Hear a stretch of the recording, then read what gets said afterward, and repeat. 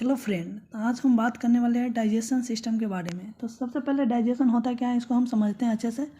तो डाइजेशन एक ऐसा प्रोसेस है जिसमें फूड को हम खाते हैं और उसका ब्रेक डाउन होता है स्मॉलर स्पीसीज में। फिर वो स्मॉलर स्पीसीज हमारी बॉडी उसको अच्छे से एब्जॉर्ब करती है और एब्जॉर्ब करने की ही प्रक्रिया को ही डाइजेशन बोलते हैं। और कुछ वेस्ट प्रोडक्ट भी बच जाते हैं जो हमारे बॉडी एब्जॉर्ब नहीं करते हैं, तो उस वेस्ट प्रोडक्ट को हमारी बॉडी कैसे बाहर निकलती है इसी सब के बारे में हम अच्छे से डिटेल्स में पढ़ेंगे इस वीडियो में। तो सबसे पहले हम डाइजेशन समझ गए हैं कि फूड के ब्रेक डाउन होने की क्रिया को ही डाइजेशन कहते हैं। अब बात आता है कि डाइजेशन की प्रक्रिया जो होती है उसकी आवश्यकता पड़ता क्यों है हमारे बॉडी का। तो इसका आवश्यकता इसलिए पड़ता है क्योंकि हमारे बॉडी में जो नए नए सेल जो बनते हैं या नए नए डेवलपमेंट होते हैं बॉडी के, उसमें हमारे शरीर में जो प्रोटीन की आवश्यकता होती है उसके लिए हमको डाइजेशन होना ज़रूरी है बॉडी में। तो चलिए हम समझ गए हैं डाइजेशन। उसके बाद हम बात करते हैं डाइजेशन के कितने पार्ट होते हैं। तो डाइजेशन के दो पार्ट होते हैं। एक तो होता है इंट्रासेल्युलर डाइजेशन, दूसरा होता है एक्स्ट्रा सेल्युलर डाइजेशन। इसके बाद में आगे बढ़ते हैं। उसके बाद में डाइजेशन समझ गए इंट्रासेल्युलर और एक्स्ट्रा सेल्युलर होता है। उसके बाद डाइजेस्टिव सिस्टम कितने प्रकार के होते हैं। तो डाइजेस्टिव सिस्टम दो प्रकार के होते हैं। सबसे पहले एक में आता है एलिमेंट्री कैनाल और दूसरा आता है डाइजेस्टिव ग्लैंड। तो हम अभी पढ़ने की कोशिश करेंगे एलिमेंट्री कैनाल के बारे में अच्छे से जानते हैं सबसे पहले। तो एलिमेंट्री कैनाल जो होता है जो आप लोग देख रहे हैं यहाँ पे, सबसे पहले माउथ से स्टार्ट होता है। उसके बाद में बकल कैविटी में जाता है, बकल कैविटी से फेरिंग्स में जाता है, उससे फेगस में जाता है, फेगस से स्टोमक में जाता है। स्टोमक के 4 पार्ट होता है जो हम आगे जाके पढ़ेंगे अच्छे से डिटेल्स में। सबसे पहले इसको समझ लेते हैं। उसके बाद में स्मॉल इंटेस्टाइन होता है, उसका 3 पार्ट होता है। उसके बाद में लार्ज इंटेस्टाइन होता है जो 3 पार्ट यहाँ पर जो नहीं दिख रहा होगा। उसके बाद में एनस आता है। तो चलिए आगे बढ़ते हैं और इसको समझने की कोशिश करते हैं हम। तो एलिमेंट्री कैनाल जो होता है, तो एलिमेंट्री कैनाल में आगे आता है स्ट्रक्चर ऑफ एलिमेंट्री कैनाल। तो स्ट्रक्चर ऑफ एलिमेंट्री कैनाल में हम समझने की कोशिश करते हैं।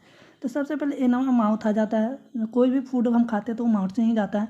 उसके बाद में माउथ में से जाता है वोकल कैविटी में जाता है, और वोकल कैविटी को ही ओरल कैविटी कहते हैं। जो एनसीईआरटी में दिया गया था उसका नाम वहाँ पे ओरल कैविटी भी दिया है। तो इसलिए जान जाते हैं कि वोकल कैविटी का ही दूसरा नाम ओरल कैविटी भी है। और वोकल जो कैविटी होता है जो स्मॉल कैविटी भी बोलते हैं इसको। और पैलेट होता है, इसमें जो होता है एंड टीथ होता है, टोंग होता है। तो इतना समझ गए हैं, ये तो समझिए गए होंगे टोंग क्या होता है, टीथ क्या होता है, ये सब तो आप लोग जानते ही होंगे। तो आगे बढ़ते हैं। तो सबसे पहले आगे बढ़ते हैं स्ट्रक्चर एलिमेंट्री में आगे बढ़ते हैं। तो पैलेट आता था।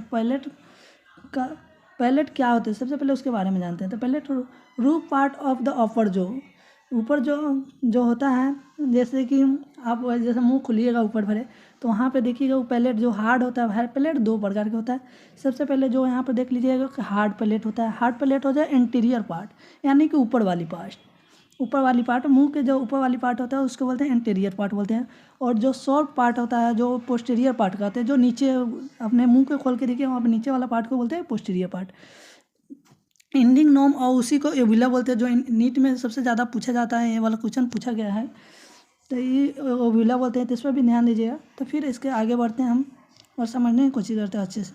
तो सबसे पहले पैलेट क्या है, देखिए यहाँ पे हम एक अच्छे से स्मॉल डायग्राम बना के समझने की कोशिश करते हैं सिंपल डायग्राम के मुझे। तो सबसे पहले देख लीजिए यहाँ पे ऊपर लिखा है हाफ। ऊपर जो वाला है इसको बोलते हैं ऊपर जो बोलते हैं, और नीचे वाला बोलते हैं इसको बोलते हैं सॉफ्ट पैलेट। जो यहाँ पे सॉफ्ट का मतलब यहाँ पे बहुत नरम होता है, मुलायम होता है, सॉफ्ट होता है बहुत ज़्यादा, इसीलिए इसको सॉफ्ट पैलेट भी बोलते हैं। और ये बीच में जो हिस्सा है इसको बोलते हैं प्लेटिन रॉगर्स, और इसको हार्ड पैलेट बोलते हैं। हार्ड पैलेट यहाँ पे बोला जाता है, हार्ड तो समझिए गए होंगे ऐसे। वॉल्यूम पैलेट इसको बोलते हैं ओव्यूला। जो यहाँ पे छोटा सा है गोला की तरह दिख रहा है ना, इसको हम बोलते हैं वॉल्यूम पैलेट या ओव्यूला बोलते हैं। तो पैलेट हम अच्छी तरह से यहाँ पे समझ गए हैं। तो चलते हैं आगे बढ़ते हैं।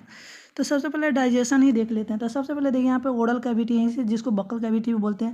यहाँ पे माउथ हो गया। माउथ के बाद में देखिए यहाँ पे जो छोटा सा दिख रहा है इसको बोलते हैं प्रोन ग्लैंड, और यहाँ पे फेरिंग्स आ गया। फेरिंग्स के बाद में यहाँ पे ग्लोटिस रहता है।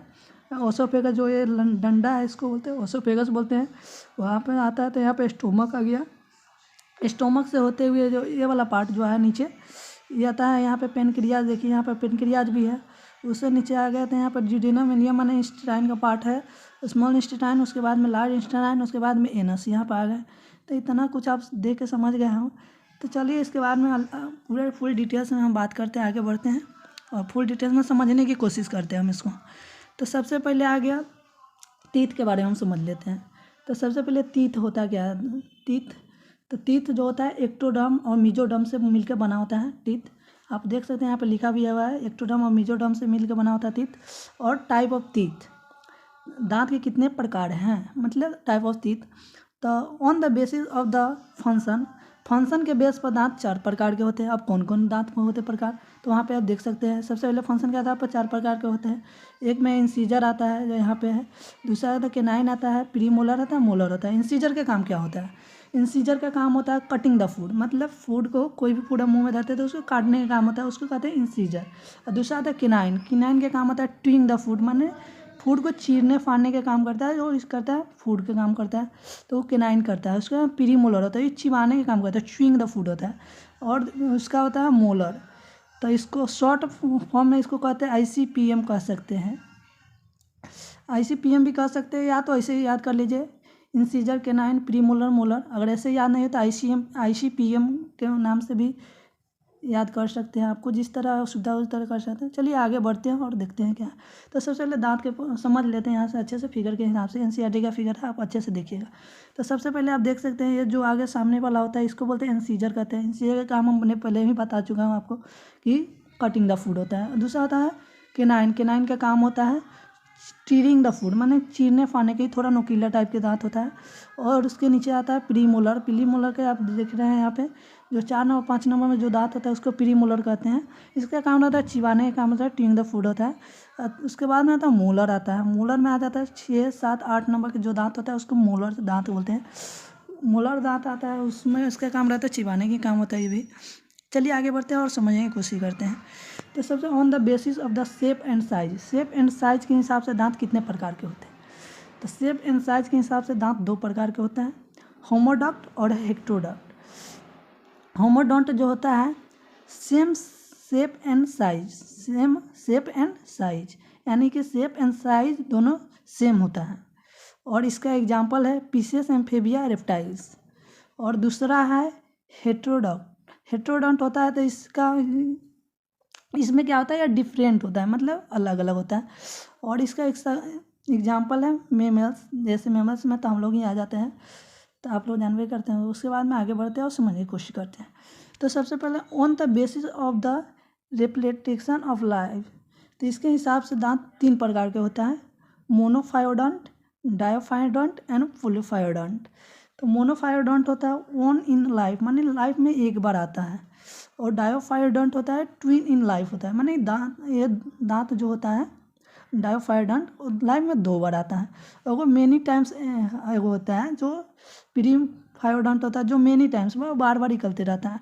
तो सबके एक एक एग्जाम्पल देखते हैं और आगे बढ़ते हैं। तो सबसे पहले एग्जाम्पल देखते हैं मोनोफायोडोंट का। मोनोफायोडोंट का एग्जाम्पल है प्रोथेरियम, और डायोफायोडोंट का है ह्यूमन, और पोलीफायोडोंट का होता है पीसेस एम्फीबिया। चलिए आगे बढ़ते हैं और आगे समझने की कोशिश करते हैं। On the basis of position, position के बेस पर दांत कितने प्रकार के होते हैं? तो पोजीशन के बेस पर दांत 3 प्रकार के होते हैं। एक में आता है एक्टोडोंट, नंबर 2 पे आता है पिल्यूरोडोंट, नंबर 3 पे आता है थीकोडोंट। थीकोडोंट आ गया। अब इसको हम समझने की कोशिश करते हैं। जो एक में आता है एक्टोडोंट, वो नीचे वाले आता है, जो सामने के दांत होगा, आप यहाँ हाथ लगा के देख सकते हैं मुंह खोल के, यहाँ पर जो सामने के 1, 2, 3 जो दांत होता है उसी को बोलते हैं हम एक्टोडोंट। इसका एग्जाम्पल है एम्फीबिया एंड रेप्टाइल्स, ना एम्फीबिया और पीसेस इसका एग्जाम्पल है। और दूसरा नंबर पर आ जाता है पिल्यूरोडोंट। पिल्यूरोडोंट का एग्जाम्पल रेप्टाइल्स आता है। ये लेक्टरसाइड होता है, मतलब लेक्टर में साइड, जो साइड वाला आता है तो उसको बोलते हैं लेक्टरसाइड।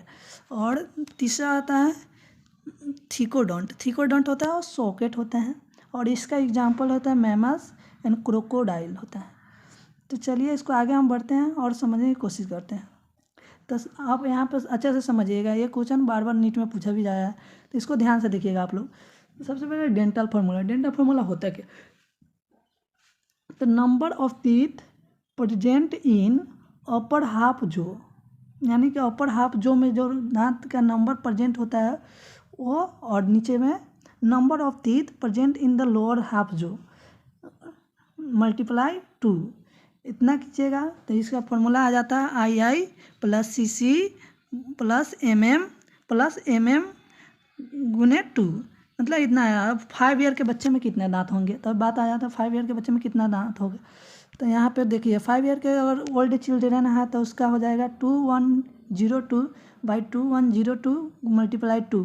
अभी इतना जब कीजिएगा तो ऊपर 10 भी आएगा और नीचे भी 10 है, तो इसमें मल्टीप्लाई आप इसमें गुना मत कर दीजिए, इसमें गुना नहीं होता है। तो सबसे पहले इसमें ऊपर जितना संख्या रहता है उसको जोड़ देते हैं। तो सबसे पहले 2 1 देखिए 2 1 0 तो 0 होता है, 3 हो गया और 3 2 5 हो गया, 5 में अब 2 से गुना कर देना 10 हो गया। यहाँ पे देख सकते हैं ऊपर दूसरे इस तरह भी 10 हो जाएगा, 10 10। अब इसको काट मत दीजिएगा, बहुत सारा इंटेलिजेंट लड़का होगा जो इसको काट देंगे तो ये गलत हो जाएगा। तो इसको काटना नहीं, इसको दोनों को जोड़ देंगे तो 20 तीत होता है। तो 5 ईयर के बच्चे में कितना तीत हो जाता है, 20 तीत होते हैं।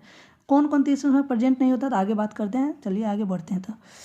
तो उसके बाद में आ जाता है 17 साल के ओल्ड गर्ल में कितने दांत हो सकते हैं। तो इसका फॉर्मूला होता है 2122 बाई 2122। तो इतना मल्टीप्लाई 2 कर देंगे तो इसका आ जाएगा ऊपर वाले 7/7 गुने 22। तो जब 7/22 मल्टीप्लाई कीजिएगा तो 14/14 आ जाएगा, तो 18 तीत हो जाएगा। तो पता चल गया 18 ईयर के बच्चे में कितना होगा दांत, 28 हो जाएगा। उसके बाद में आगे बढ़ते हैं, एडल्ट पर्सन की बात कर लेते हैं। तो एडल्ट पर्सन में कितने दांत होते हैं। तो एडल्ट पर्सन की बात आ गया तो इसमें देखते हैं इसका फॉर्मूला आता है 2123 बाई 2123 उन्हें मल्टीप्लाई 2 कर देंगे तो आएगा 8/8 गुना मल्टीप्लाई 2 तो आएगा 16 आ जाएगा। तो 16 तो इसका 32 तीत हो जाएगा। इसको काटना मत है, इसको जोड़ना है। तो यहाँ पर देख सकते हैं आप अच्छे से। चलिए आगे बढ़ते हैं। अब इसको एडल्ट पर्सन है 5 ईयर के बच्चे में क्या क्या डिफरेंट है बात कर लेते हैं। इसमें कौन कौन से दांत प्रेजेंट होता है, कौन कौन प्रेजेंट नहीं होता। तो सबसे पहले 5 ईयर के चिल्ड्रेन का फॉर्मूला था 2102 बाई 2102। वही एडल्ट पर्सन की बात कर लेते हैं। यहाँ पर फॉर्मूला था 2123 2123। तो बच्चे में होता है ना प्री मोलर जो दांत होता है उसका संख्या 0 होता है, वहीं एडल्ट पर्सन में प्री मोलर की संख्या 8 हो जाता है। और बात कर ले मोलर की तो मोलर तीत नहीं प्रेजेंट होता है, बच्चे में मोलर तीत नहीं होता है। और जो एडल्ट पर्सन में होता है उसमें मोलर तीत 4 होता है, जो लास्ट मोलर तीत भी कहते हैं और बीजोडर्म तीत भी बोलते हैं इसी को। तो इस तरह से जो डायोफायोडोंट है जो बच्चे में पाया जाता है वो दांतों की संख्या कितनी होती है, 20 होती है। एंड मोनोफायोडोंट होता है वो 12 होता है। वो दोनों मिलाकर एडल्ट में दांतों की संख्या 32 हो जाता है। तो आगे बढ़ते हैं और समझने की कोशिश करते हैं। तो सबसे पहले दांत को यहाँ पर समझ लेते हैं। तो दांत के जो ऊपरी वाला पोर्शन होता है उसको एनिमल बोलते हैं। और ये क्या होता है, हार्डेस्ट होता है, हार्डेस्ट सब्सटेंस होता है एंड एनिमल बॉडी में पाया जाता है। और दूसरा जो यहाँ पे जो बना हुआ है उसको बोलते हैं एनिमोब्लास्ट सेल्स। उसके अंदर वाला जो पार्ट है उसको बोलेगा डेनलाइन बोलते हैं। उसके नीचे ये वाला पार्ट हो सब में टिक लगा हुआ है, ओडियोब्लास्ट सेल बोलते हैं। उसके नीचे ये वाला पार्ट हो जाता है पल्प कैविटी बोलते हैं। उसके अंदर जो ये पार्ट होता है उसको पल्प बोलते हैं। उसके बाद में जो ये चीना दिखाई दे रहा है ये वाला, इसको बोलते हैं रूट कैनाल बोलते हैं। ये वाला जो पार्ट हो जाइए इसको जम्स बोलते हैं। जो अंदर वाला ये गोला वाला पार्ट होता है इसको बोलते हैं एपिकल फोर्मल बोलते हैं। तो इतना आप आसानी से समझ गए हैं। तो चलते हैं आगे और समझने की कोशिश करते हैं। और तो सबसे पहले एक्सटर्नल स्ट्रक्चर के हिसाब से दांत कितने प्रकार के होते हैं। तो स्ट्रक्चर हिसाब से दांत 3 प्रकार के होते हैं। सबसे क्राउन के मतलब अपर पार्ट वाइट कलर का होता है। जो दांत का अपर पार्ट होता है वो वाइट कलर का होता है। दूसरा होता है नेक होता है, मिडिल पार्ट होता है एंड कवर विथ जम्स इससे कवर्ड होता है। और तीसरा आता है रूट पार्ट होता है और लोअर पार्ट होता है present in the socket jaw. तो सॉकेट जॉ पर प्रेजेंट होता है। अब आगे बढ़ते हैं और समझने की कोशिश करते हैं। तो बात करते हैं टंग्स के। तो टंग्स की बात कर लेते हैं यहाँ पे।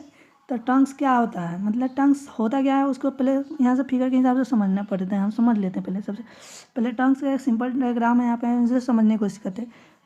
टंग्स माने जीभ होता है, जीभ का कितना पार्ट होता है। तो सबसे पहले नीचे वाला जो ये वाला पार्ट है इसको बोलते हैं स्वीट बोलते हैं। और बगल में जो इलेक्टर साइड है इसको बोलते हैं साट।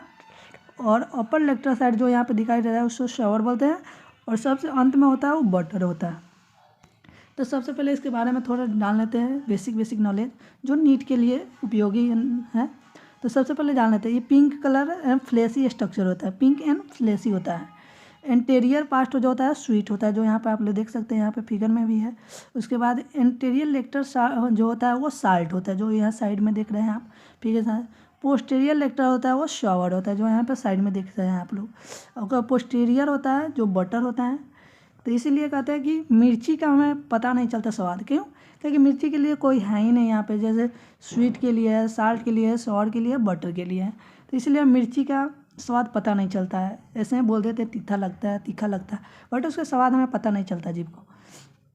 तो आज के लेक्चर में इतना ही रहने देते हैं, फिर मिलते हैं नेक्स्ट लेक्चर। अगर लेक्चर अच्छा लगा हो तो प्लीज़ चैनल को लाइक कमेंट सब्सक्राइब कर दीजिएगा। ऐसे ही अच्छे अच्छे लेक्चर आपको प्रोवाइड करते रहेंगे। तो मिलते हैं किसी नेक्स्ट वीडियो में, तब तक के लिए बाय बाय, शुक्रिया, धन्यवाद। वीडियो को अच्छा लगे तो लाइक कमेंट शेयर जरूर कीजिएगा।